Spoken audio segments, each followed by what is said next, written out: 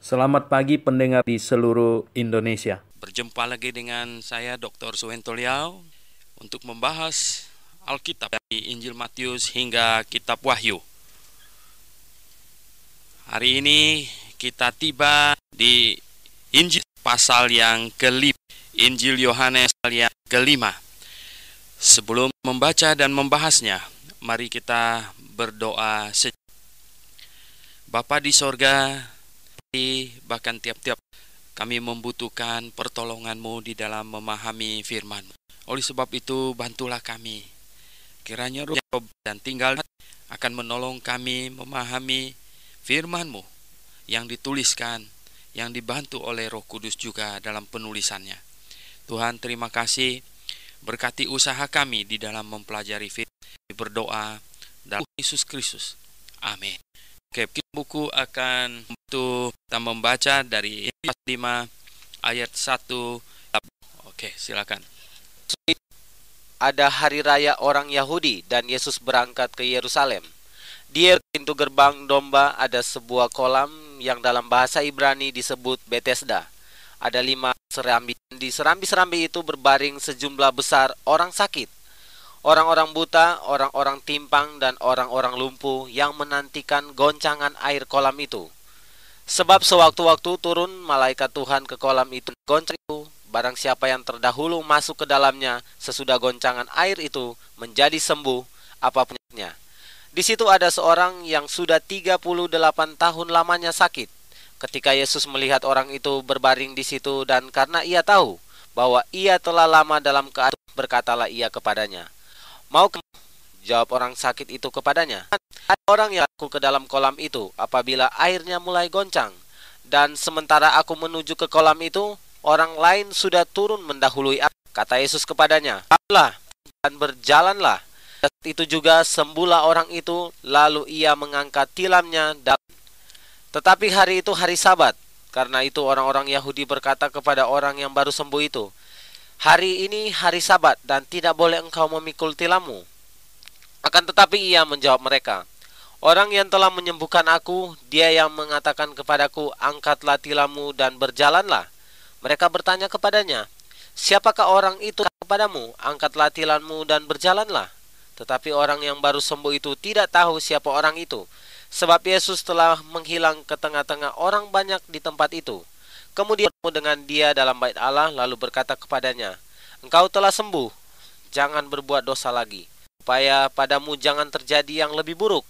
Orang itu keluar lalu menceritakan kepada orang-orang Yahudi bahwa Yesuslah yang telah menyembuhkan dia. Dan karena itu orang-orang Yahudi berusaha menganiaya Yesus, karena ia melakukan hal-hal itu pada hari Sabat. Tetapi ia berkata kepada mereka, "Bapakku bekerja sampai sekarang, maka aku pun bekerja juga." Sebab itu orang-orang Yahudi lebih berusaha lagi untuk membunuhnya, bukan saja karena ia telah meniadakan hari Sabat, tetapi juga karena ia mengatakan bahwa Allah adalah Bapanya sendiri, dan dengan demikian menyamakan dirinya dengan Allah. Oke, pendengar yang kami kasihi di dalam Yesus Kristus. Kemarin kita sudah membahas Yohanes pasal 4, bagaimana Tuhan Yesus berkata, "Tetapi saatnya akan datang dan sudah tiba sekarang, bahwa penyembah-penyembah benar akan menyembah Bapa dalam roh dan kebenaran." Jadi Tuhan Yesus mengajarkan bahwa ibadah simbolik, ibadah lahiriah, ibadah ritual, ibadah yang menekankan kesucian jasmani dan semua dengan paket-paketnya itu telah tergenapi. Dan sekarang ibadah hakikat, menyembah dengan hati, menyembah pada hakikatnya, bukan pada simbol. Jadi kita menyembah secara rohania. Dan inilah zamannya kita menyembah Allah dengan hati kita dan jiwa kita. Oleh sebab itu, semua ibadah simbolik dihapuskan. Itulah sebabnya pada zaman sekarang kita tidak dituntut untuk kesucian yang bersifat jasmani. Itulah sebabnya sudah boleh makan apa saja. Dan di sini kita lihat kemudian Tuhan Yesus meniadakan hari Sabat. Jadi di sini ada ayat yang ke-18 di situ katanya.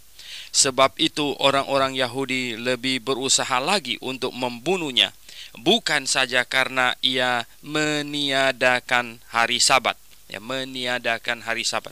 Ya, Yesus Kristus meniadakan hari Sabat. Dia menghapus ketentuan hari Sabat. Mengapa? Karena ketentuan hari Sabat itu adalah ketentuan untuk kebutuhan ibadah simbolik.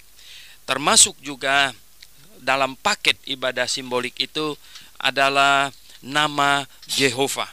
Nama Jehovah diberikan kepada bangsa Yahudi sehubungan dengan ibadah yang bersifat simbolik, jasmania, dan ritual. Jadi nama memang sebuah simbol. Jadi saya dipanggil saja dengan sebutan atau Pak Suhento atau apa saja, itu sudah simbol. Simbol. Jadi nama kita itu sebenarnya simbol. Simbol kita. Nah, ibadah simbolik dihapus oleh Tuhan Yesus. Mengapa? Karena Dia adalah sang hakikat. Ketika ibadah kita menjadi ibadah yang bersifat hakikat, bukan lagi ibadah yang bersifat simbolik, maka sekarang kita dalam zaman menyembah kepada hakikat, bukan lagi menyembah kepada simbol.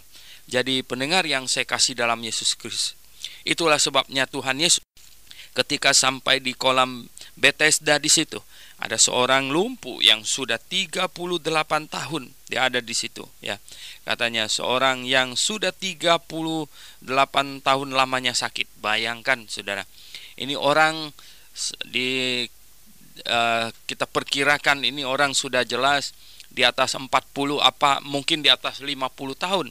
Kalau dia sudah 38 tahun lumpuh dan terbaring di situ, dan dia menunggu, menurut tradisi ada malaikat turun dan air kolam itu goncang, dan barang siapa yang paling duluan masuk dia akan sembuh. Ini orang sakitnya lumpuh, nggak bisa jalan. Bagaimana mungkin dia menjadi yang duluan? Pasti yang jenis penyakit lain akan masuk duluan, sehingga dia ketinggalan terus. Jadi oleh sebab itulah dia bisa begitu lama menderita di situ. Yesus tentu sangat kasihan kepadanya, yang penuh kasih, Allah yang penuh kasih datang bertanya kepadanya, maukah engkau sembuh? Jawab orang sakit itu kepadanya, Tuhan, tidak ada orang yang menurunkan aku ke dalam kolam itu apabila airnya mulai goncang, dan sementara aku menuju ke kolam itu, orang lain sudah turun mendahului aku. Kata Yesus kepadanya, angkatlah tilammu dan berjalanlah. Tuhan Yesus mengapa cari gara-gara ini? Tuhan Yesus tinggal berkata, sekarang kamu bangun dan pulanglah. Tidak usah bilang angkat tempat tidur dan lain sebagainya. Orang itu akan pulang, dan tempat tidur itu nggak ada harga apa-apa lagi di situ. Tempat tidur itu bukan barang mahal di situ. Tidak usah diangkat. Tetapi Tuhan Yesus sengaja suruh angkatlah tilammu dan berjalanlah.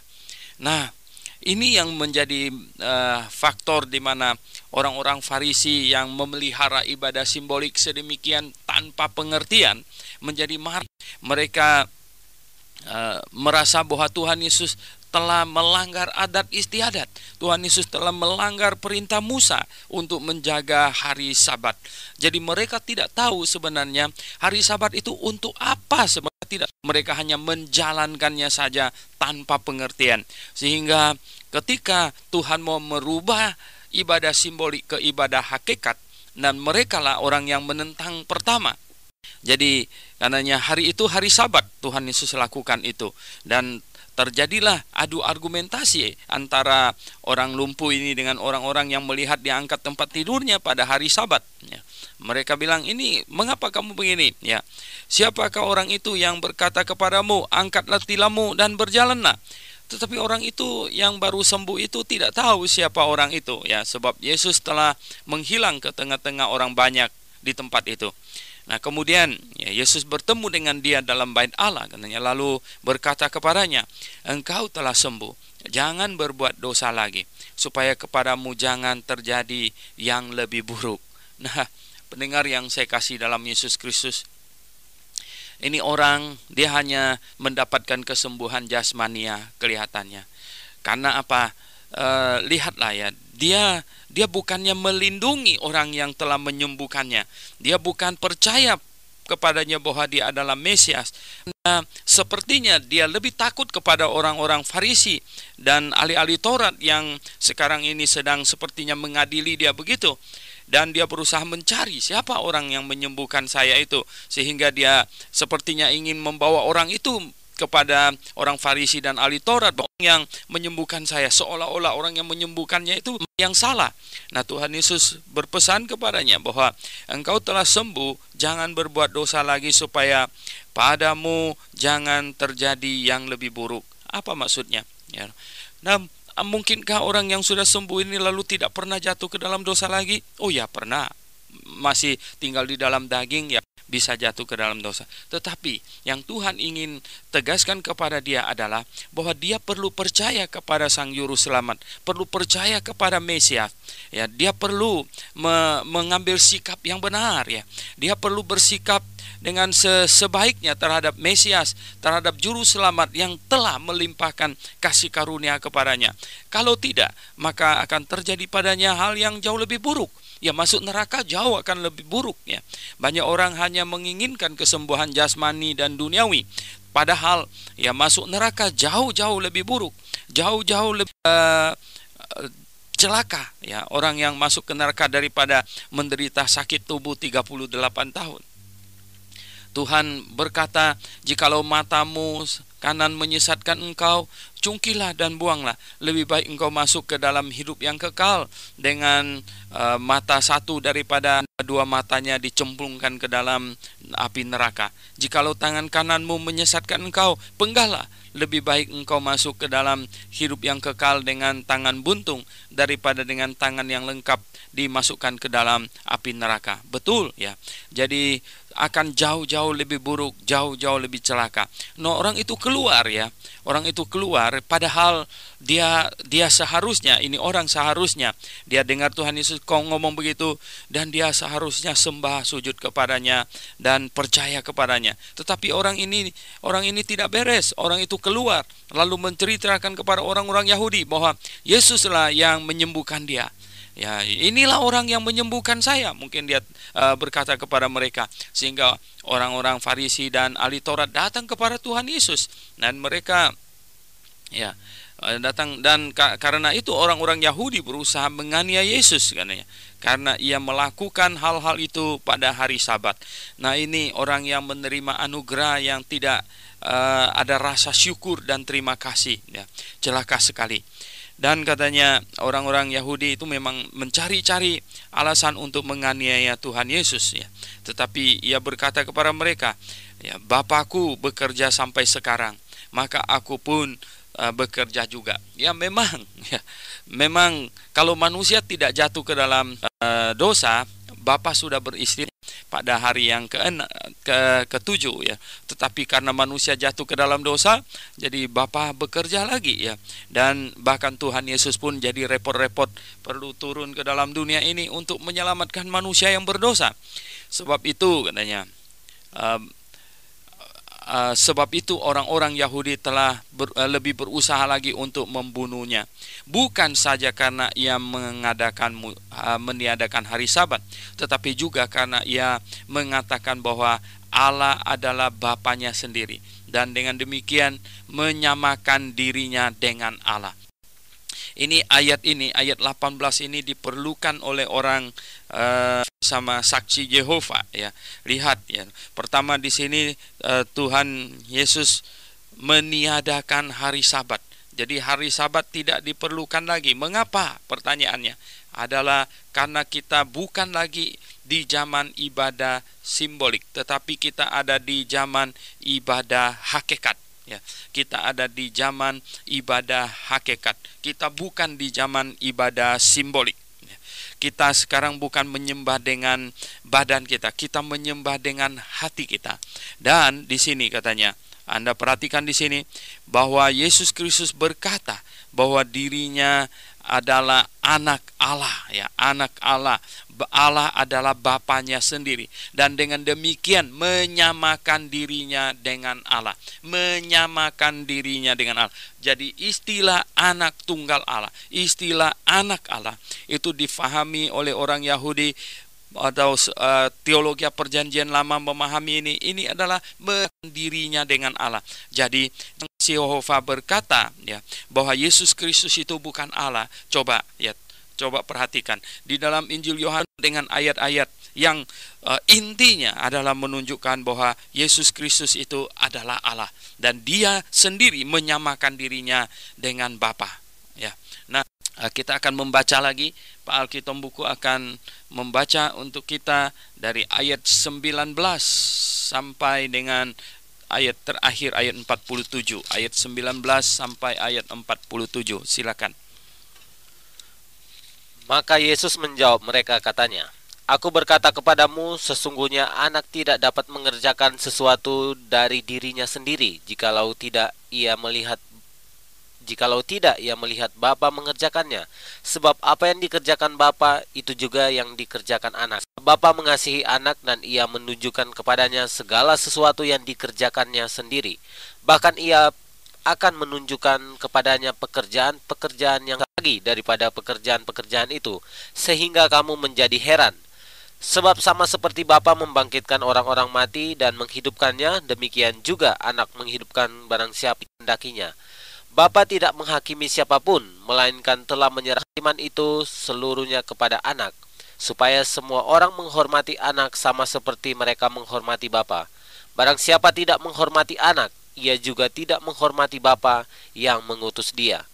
Aku berkata kepadamu, sesungguhnya barang siapa mendengar perkataanku dan percaya kepada Dia yang mengutus aku, ia mempunyai hidup yang kekal dan tidak turut dihukum, sebab ia dari dalam maut ke dalam hidup.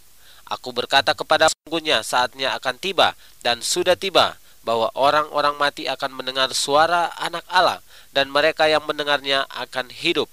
Sebab sama seperti Bapa mempunyai hidup dalam dirinya sendiri, demikian juga diberikannya anak mempunyai hidup dalam dirinya sendiri, dan ia telah memberikan kuasa kepadanya untuk menghakimi, karena ia adalah anak manusia.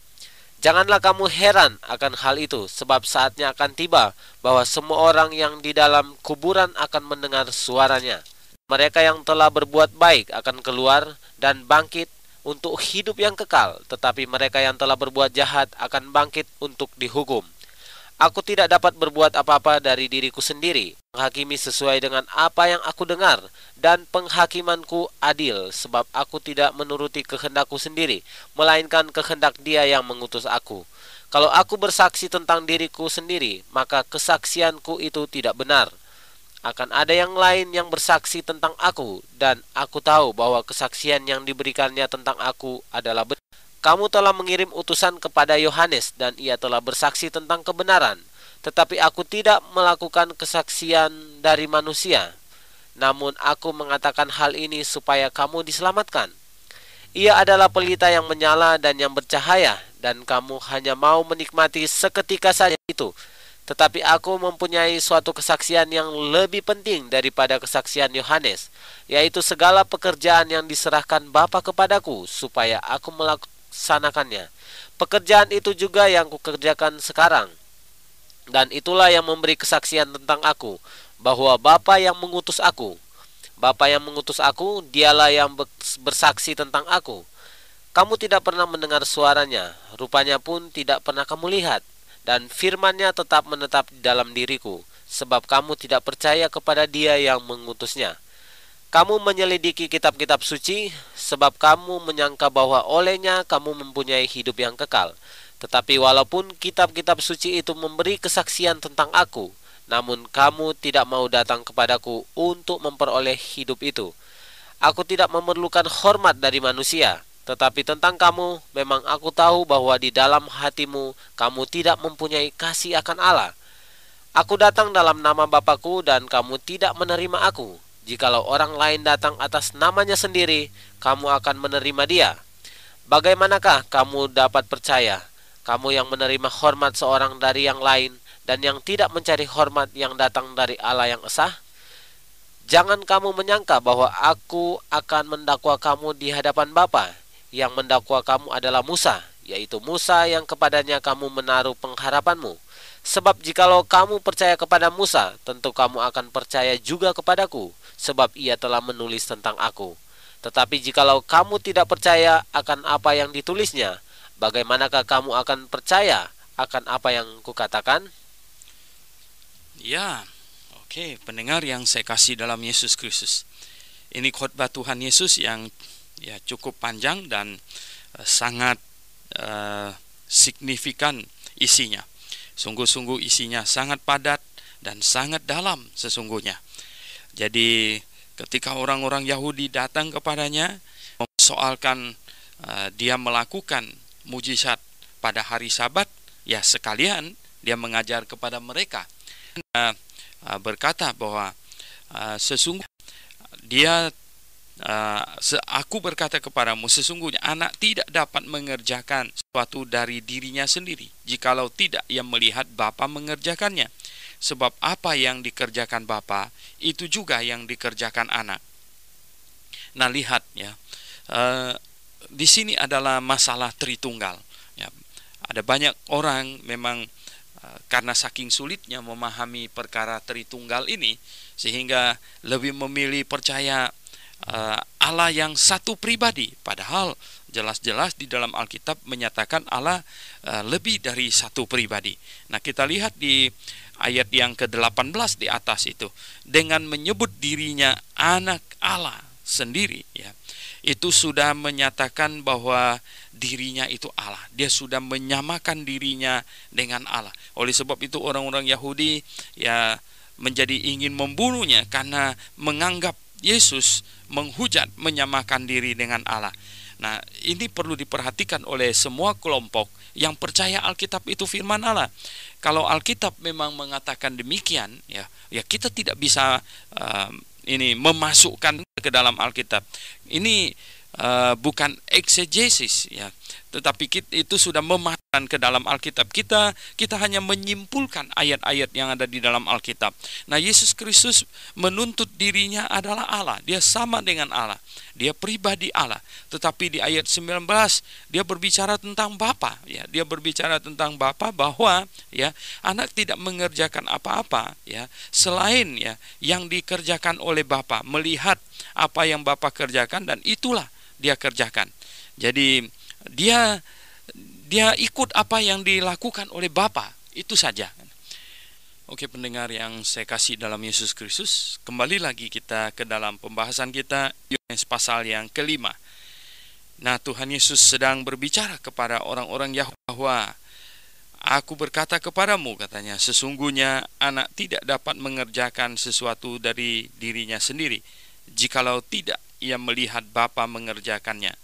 Sebab apa yang dikerjakan Bapa, itu juga yang dikerjakan anak. Jadi Tuhan Yesus masih dalam rangka menyamakan dirinya dengan Allah Bapa.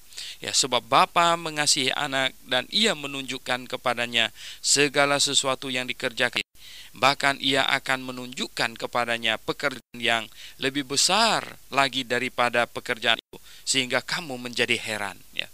Jadi memang Bapa memberikan kuasa kepada ya anak karena dia sama-sama pribadi Allah untuk mengerjakan pekerjaan yang lebih besar, ya. Sebab sama seperti Bapa, katanya, membangkitkan orang orang mati dan menghidupkannya, ya, menciptakan Adam dari debu tanah, menghidupkannya. Demikian juga anak menghidupkan barang siapa yang dikehendaki. Di dalam pelayanan Tuhan Yesus, ia menghidupkan 3 orang yang sudah mati. Yang satu adalah anak Jairus yang barusan mati, masih di rumah. Yang kedua adalah pemuda dari kota Naim yang sudah digotong untuk pergi untuk dikuburkan di pintu gerbang kota.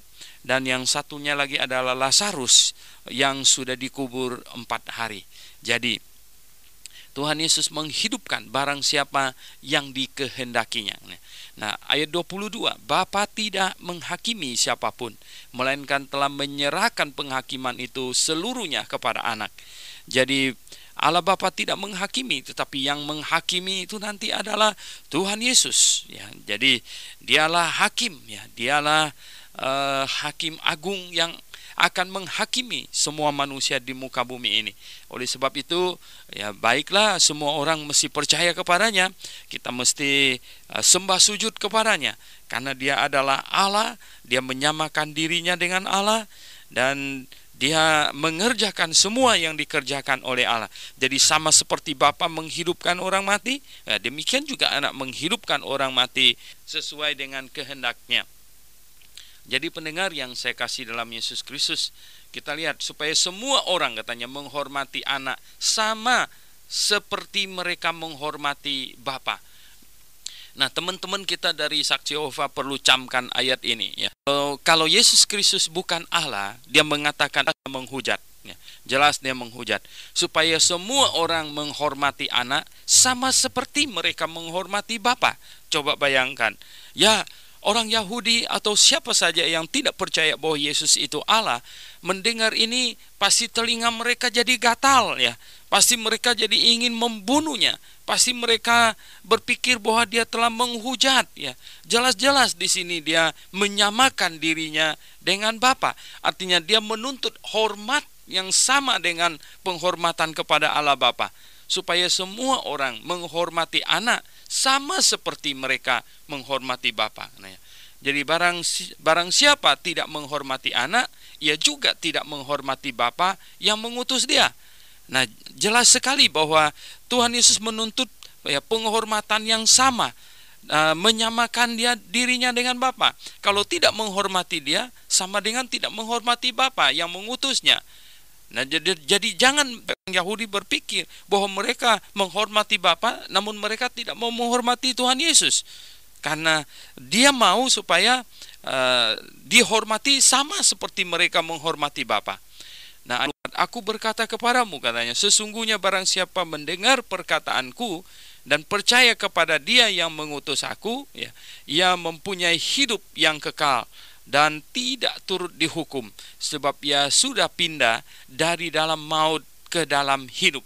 Jadi barang siapa yang percaya kepada Yesus Kristus, percaya apa? Percaya bahwa Dia adalah juru selamat. Kalau pada waktu itu, berarti percaya bahwa Dia juru selamat yang diutus oleh Allah untuk memenuhi janjinya kepada Adam dan Hawa, kepada Abraham, kepada Musa, kepada Daud ya.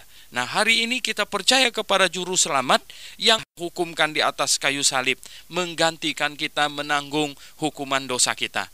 Jadi barang siapa yang percaya, dia punya hidup yang kekal dan tidak turut dihukum lagi, sebab ia sudah pindah dari dalam maut ke dalam hidup ya. Barang siapa yang bertobat dan percaya kepada Tuhan Yesus, maka kita seperti berpindah dari maut ke dalam hidup, karena Yesus Kristus telah menanggung semua hukuman dosa kita, sehingga kita tidak akan dihukum lagi.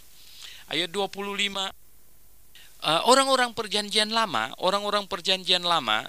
itu mereka mati, mereka tidak langsung masuk surga. Mereka dikumpulkan di satu tempat.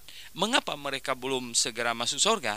Karena hukuman atas dosa mereka yang akan ditanggung oleh Sang belum terlaksana. Jadi ketika Sang Juru dan terhukum di atas kayu salib, menanggung dosa dari dosa Adam dan Hawa hingga dosa manusia yang terakhir, maka ya jadi dosanya Abraham pun terhukumkanlah, dosanya Musa pun terhukumkanlah, dosanya Adam dan Hawa pun terhukumkanlah, dan mereka setelah Tuhan Yesus terhukumkan di atas kayu salib, kemudian turun ke dalam alam maut dan kemudian bangkit. Nah, mereka ini barulah bisa bangkit bersama-sama dengan Dia dan pergi ke sorga. Tetapi sekarang kita yang hidup sesudah kematian dan kebangkitan Kristus, kita sekarang kalau kita mati, kita tidak ada alasan lagi untuk kumpul atau dikumpulkan di satu tempat, ada pengajaran tentang yang ngaco itu, ya, itu tidak ada. Kita sekarang kalau kita mati, kita langsung roh kita masuk sorga, ya, bersama dengan Tuhan di dalam Firdaus, dan kemudian kita punya tubuh dikuburkan dengan hormat, ya. Tubuh kita harus dikuburkan dengan hormat, dimasukkan ke dalam tanah. Nah, mengapa orang membunuh orang perlu dihukum, ya?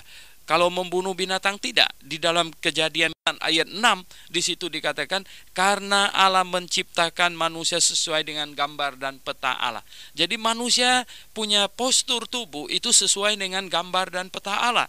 Sehingga menyerang manusia, kita memukul manusia sama dengan kita memukul gambar Allah. Jadi kita menyerang image Allah. Nah, itulah sebabnya manusia yang membunuh manusia harus dihukum mati di pasal ayat 6 itu. Nah, itulah sebabnya dia sudah mati, rohnya sudah tinggalkan dia, dan tubuhnya yang tertinggal ini. Ini adalah masih gambar dan peta Allah itu. Allah, itulah sebabnya harus dibawa untuk dikuburkan ya, dengan hormat, bukan dibuang di selokan begitu, atau ya dibiarkan aja terkubur dalam lumpur panas dibiarkan begitu, bukan ya, tetapi harus diambil dan kemudian dikuburkan dengan hormat. Nah, itulah sebabnya kekristenan yang benar, yang alkitabiah, tidak menyetujui atau tidak melaksanakan pembakaran mayat ya. Itu sama dengan membakar image Allah, membakar gambar dan peta Allah ya. Jadi orang Kristen yang benar ya tidak boleh itu melaksanakan kremasi ya. Karena kita disuruh untuk membawa tubuh yang sudah tidak ada roh itu untuk dikuburkan dengan hormat sebagai tanda kita ya Allah dan kita menghormati peta Allah. Jadi pendengar yang saya kasih dalam Yesus Kristus, kita lihat di sini katanya ya. Nah, paramunya sesungguhnya saatnya akan tiba katanya. Saatnya akan tiba dan sudah tiba bahwa orang-orang mati akan mendengarkan suara Anak Allah, dan mereka yang mendengarnya akan hidup ya. Mereka yang mendengarnya akan hidup, sebab sama seperti Bapa mempunyai hidup dalam dirinya sendiri, demikian juga diberikannya Anak mempunyai hidup dalam dirinya sendiri ya. Jadi ini bukan ini ya, bukan menghidupkan atas nama Allah Bapa, tetapi memiliki hidup dalam dirinya sendiri. Tuhan Yesus ini dalam khotbah ini untuk mengajak manusia untuk memahami tentang Allah yang Tritunggal ya. Allah yang Tritunggal. Lebih-lebih lagi di pasal 10 dari kitab yang sama ini, kalau Anda buka di pasal 10 dari Injil Yohanes ini, di ayat yang ke-30 Tuhan Yesus sampai berkata, "Aku dan Bapa adalah satu," katanya. Aku dan Bapa adalah satu. Oh, saya nggak ngerti bagaimana teman kita saksi Yehova mau mengubah ayat ini bagaimana supaya bisa memenuhi keinginan hati mereka gitu. Nah, pendengar yang saya kasih dalam Yesus Kristus, kita di sini lihat, dan mereka yang telah berbuat baik akan keluar dan bangkit untuk hidup yang kekal, tetapi mereka yang telah berbuat jahat akan bangkit untuk dihukum. Nah, mungkin ada yang salah melihat ayat ini dan berkata bahwa kalau begitu manusia diselamatkan oleh perbuatan baik. Oh, pendengar yang saya kasih dalam Yesus Kristus, kita tidak bisa mengambil kesimpulan ayat ini untuk bertentangan dengan ayat-ayat yang lain. Perbuatan baik yang paling utama, perbuatan baik yang paling ingin manusia lakukan itu adalah nomor satu, yaitu percaya dulu kepada Allah, percaya dulu bahwa Yesus Kristus adalah juru selamat. Di pasal yang ke-6 ya, pasal yang ke-6 sebelahnya, di ayat yang ke-28 dan 29, ayat 28 berkata, "Lalu kata mereka kepadanya, apakah yang harus kami perbuat supaya kami mengerjakan pekerjaan yang dikehendaki Allah?" Jawab Yesus kepada mereka, "Inilah pekerjaan yang dikehendaki Allah, yaitu hendaklah kamu percaya kepada Dia yang telah diutus Allah." Jadi pekerjaan apakah yang Allah ingin manusia kerjakan? Yang paling Allah ingin manusia kerjakan. Di sini Tuhan Yesus menjawab, "Inilah pekerjaan yang dikehendaki Allah, yaitu hendaklah kamu percaya kepada Dia yang telah diutus Allah." Pekerjaan yang dikehendaki Allah yang paling utama sekali itu adalah kita percaya kepada Dia yang telah diutus Allah, yaitu Yesus Kristus. Percaya juru selamat, dan percaya Dia adalah Sang Mesias, percaya bahwa Dia adalah Allah sendiri yang telah menjelma menjadi manusia. Nah, kita lihat di sini katanya, yang percaya tentu akan mendapat hidup yang kekal, yang tidak percaya akan dihukum ya. dan yang berbuat baik akan hidup yang kekal, ya. Yang melakukan ini, ya, perbuatan yang baik, ya. Tentu berbuat baik yang paling utama adalah berbuat baik kepada Allah sendiri yang datang dengan segala penderitaannya untuk menyelamatkan. Kalau kita bersikap negatif, bagaimanakah perbuatan baik kita yang lain itu bisa ada artinya? Oleh sebab itu, pendengar yang saya kasih dalam Yesus Kristus, mustahil seseorang yang bersikap memusuhi Yesus Kristus, ya, memusuhi Yesus Kristus bisa memiliki perbuatan yang baik, ya. Bahkan kita sebenarnya tidak boleh memusuhi siapapun juga. Bukankah demikian pengajaran yang benar? Ya, saya heran yang sambil membunuh orang dia bisa berpikir dia akan masuk surga. Ya, begini, berbuat baik, ya, bersikap baik dan dengan serangkaian perbuatan baik itu adalah satu paket, ya. Bersikap baik terhadap juru selamat dan melakukan segala perbuatan yang baik itu adalah hal yang satu paket. Dan barang siapa yang bersikap negatif terhadap sang juru selamat, terhadap Yesus Kristus, maka satu paket dengan itu dia akan melakukan kejahatan-kejahatan. Oleh sebab itu, pendengar yang saya kasih dalam Yesus Kristus, maka lihatlah, kita bisa mengamati keadaan manusia atau keadaan masyarakat, ya, siapapun dia, pribadikah atau kelompok masyarakatnya yang bersikap negatif memusuhi Yesus Kristus sang juru selamat, maka bersamaan dengan sikap mereka itu akan diikuti, akan penuh dengan segala perbuatan jahat yang mengikuti mereka. Tetapi jikalau kelompok orang atau pribadi masyarakat, pribadi orang itu bersikap positif terhadap Yesus Kristus, maka dia akan melakukan perbuatan-perbuatan yang lain yang baik, ya, yang berkenan kepada Allah. Nah, itu karena satu paket. Jadi pendengar yang saya kasih dalam Yesus Kristus, kita lihat ayat 30. Aku tidak dapat berbuat apa-apa dari diriku sendiri. Aku menghakimi sesuai dengan apa yang aku dengar, dan penghakimanku adil, sebab aku tidak menuruti kehendakku sendiri, melainkan kehendak Dia yang mengutus aku. Nah, Tuhan Yesus selalu mau berkata, menyamakan bahwa apa yang Dia lakukan itu adalah yang diperintahkan oleh Bapa, dan apa yang Dia lakukan adalah itu kehendak Bapa. Jadi sedangkan Bapa ada di dalam dirinya, jadi dia sama. Jadi apa yang dikehendaki Bapa ya dikehendaki oleh dia juga, gitu. Apa yang dikehendaki oleh Yesus Kristus dikehendaki oleh Bapa juga. Nah, kalau aku bersaksi tentang diriku sendiri, maka kesaksianku itu tidak benar, gitu. Apa yang lain? Ada yang lain yang bersaksi tentang aku, tahu bahwa kesaksian yang diberikannya tentang aku adalah benar. Nah, kesaksian siapakah yang paling benar? Ya, kesaksian dari Allah. Kesaksian Allah pasti benar. Ketika Tuhan Yesus dibaptiskan oleh Yohanes Pembaptis dan dimasukkan ke dalam air, ya, itu di bahasa Yunani itu pakai itu en itu in itu, ya. Dan bentuknya itu air itu lokatif itu lokasi, jadi bukan alat itu, ya, bukan lokatif tetapi lokatif itu, ya. Nah, jadi pendengar yang saya kasih dalam Yesus Kristus, kita lihat di situ, ya. Dia kata bersaksi tentang aku itu Bapa. Jadi Bapa bersaksi, Bapa telah berkata kepada Yohanes Pembaptis, kepada siapa engkau membaptis, dan ada Roh Kudus yang dilambangkan dengan burung merpati turun ke atas dia, maka dia itulah sang Mesias itu, maka dia itulah juru selamat itu.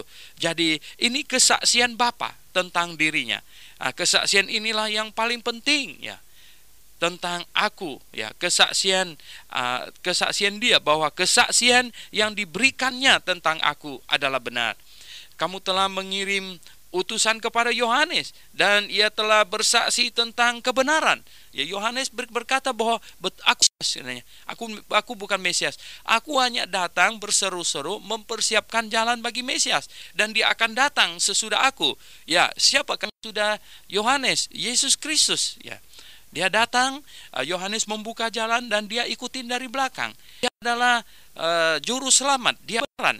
Jadi Yohanes bersaksi tentang kebenaran, tetapi aku tidak memerlukan kesaksian dari manusia. Namun aku mengatakan hal ini supaya kamu diselamatkan. Jadi sesungguhnya Tuhan Yesus bahkan tidak memerlukan kesaksian dari Yohanes Pembaptis. Ya, Tetapi semua kesaksian itu bukan untuk kebutuhan Allah, bukan untuk kebutuhan Tuhan Yesus, tapi untuk kebutuhan manusia, supaya manusia bisa mengidentifikasi yang manakah juru selamat, yang manakah utusan dari Allah, dan yang manakah penipu, yang manakah nabi palsu, yang manakah rasul palsu, yang manakah yang benar. Nah, semua kesaksian adalah untuk kebutuhan manusia. Tuhan Yesus tidak membutuhkan itu karena dia Allah sendiri dan Bapa lah yang memberi kesaksian tentang dia. Hanya di sini dia kesaksian manusia itu adalah untuk kebutuhan manusia supaya kamu diselamatkan. Ia adalah pelita yang menyala dan yang bercahaya, dan kamu hanya mau menikmati seketika saja cahayanya itu. Suatu kesaksian yang lebih penting. Ini Tuhan Yesus berbicara tentang Yohanes, ya. Yohanes itu adalah pelita yang menyala, ya, dan yang bercahaya. Tetapi kamu orang-orang Yahudi hanya mau menikmati seketika saja cahayanya itu, ya.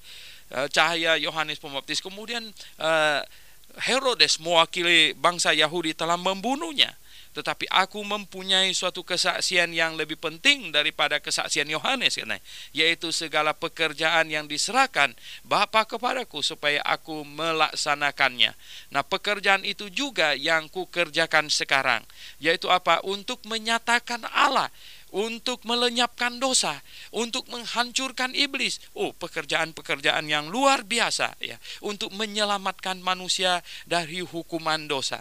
Dan itulah yang memberi kesaksian tentang aku, bahwa Bapa yang mengutus aku. Jadi semua pekerjaan ilahi itu mengampuni dosa orang. Nah, Tuhan Yesus berkata kepada orang lumpuh di satu ketika, dosamu telah diampuni, bangkitlah dan jalanlah. Orang-orang Yahudi kemudian berkata, ini orang bagaimana ini? Dia mengampuni dosa orang semau-mau dia. Nah, begini, mengapa Tuhan Yesus mengampuni dosa orang dan dia disebut dia menyamakan diri dengan Allah? Misalnya gini, kalau Anda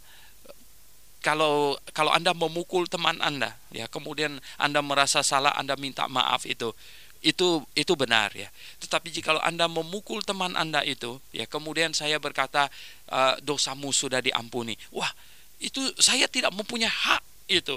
Yang punya hak itu hanyalah Allah yang bisa mengampuni dosa manusia, bukan dosa terhadap diri kita gitu, tetapi dosa manusia secara umum. Itu hanya melakukan itu.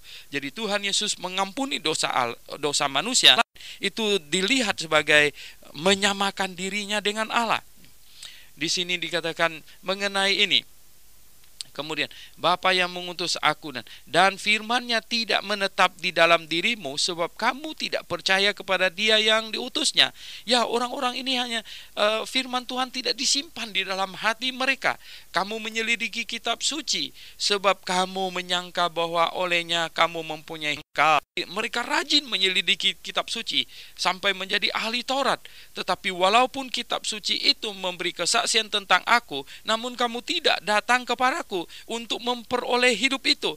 Namun apa yang dikatakan oleh kitab suci itu tidak dilaksanakan. Sepertinya hebat, mencetak banyak buku, ya, dipancarkan, ya, dari menara pengawas dan lain sebagainya, dipancarkan, dan dia sungguh-sungguh mau menyelidiki, tetapi tidak datang kepada Yesus, tidak mengakui dia bahwa dia juru selamat Allah sendiri. Dan juru selamat itu tidak mungkin malaikat. Juru selamat itu adalah Allah sendiri. Kalau tidak datang kepadanya untuk percaya kepadanya, menyelidiki kitab suci segiat apapun juga tidak ada arti apapun, ya. Karena tidak datang untuk hidup dari Allah yang hidup itu, yang sedang ke dalam dunia pada waktu itu dan sekarang sudah datang dan sudah kembali ke sorga.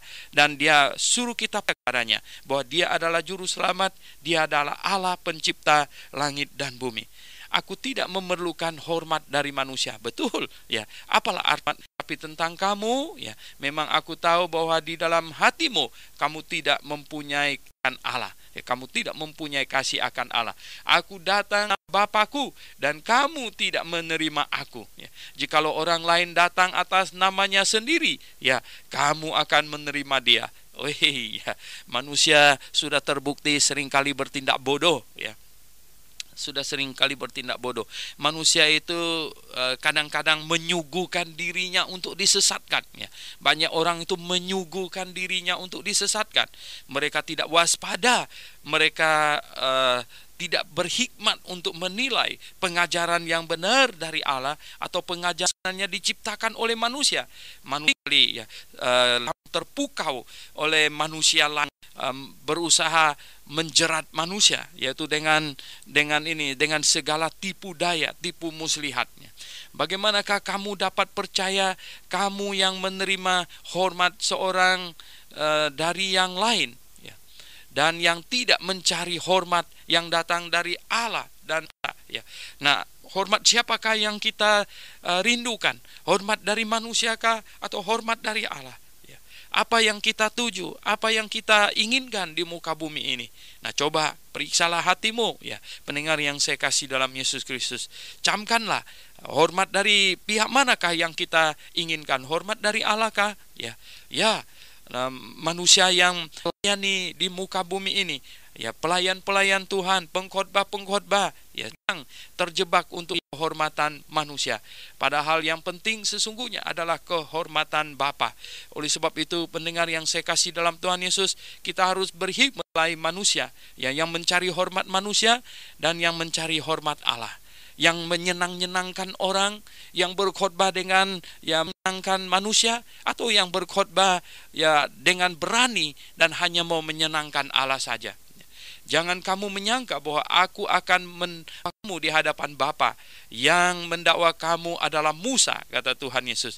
Yaitu Musa yang kepadanya kamu menaruh pengharapanmu. Sebab jikalau kamu Musa, tentu kamu akan percaya juga kepadaku, sebab ia menulis tentang aku.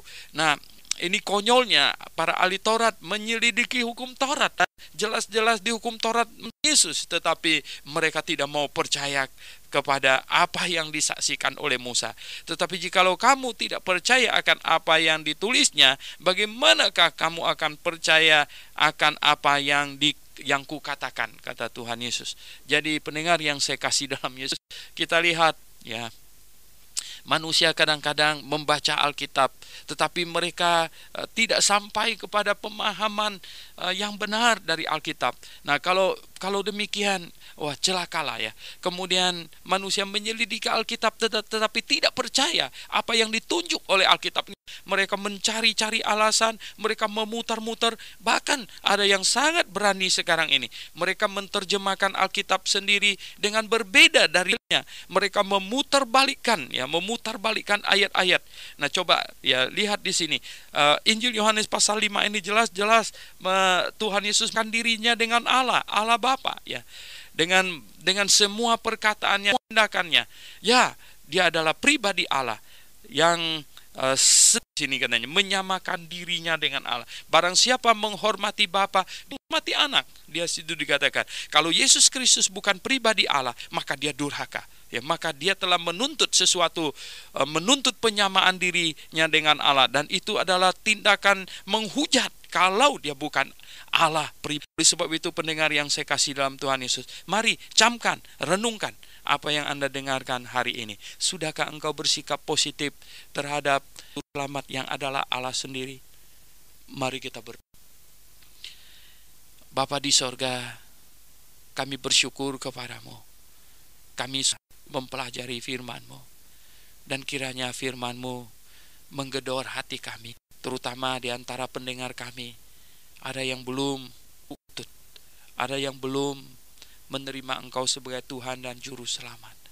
Ada yang belum mengakui bahwa Engkau adalah Allah pencipta langit dan bumi, yang turun menjadi Juru Selamat untuk menyelamatkan kami. Tuhan, biarlah firman-Mu mengetuk hati setiap yang mendengar. Kami berdoa dalam nama Tuhan Yesus Kristus.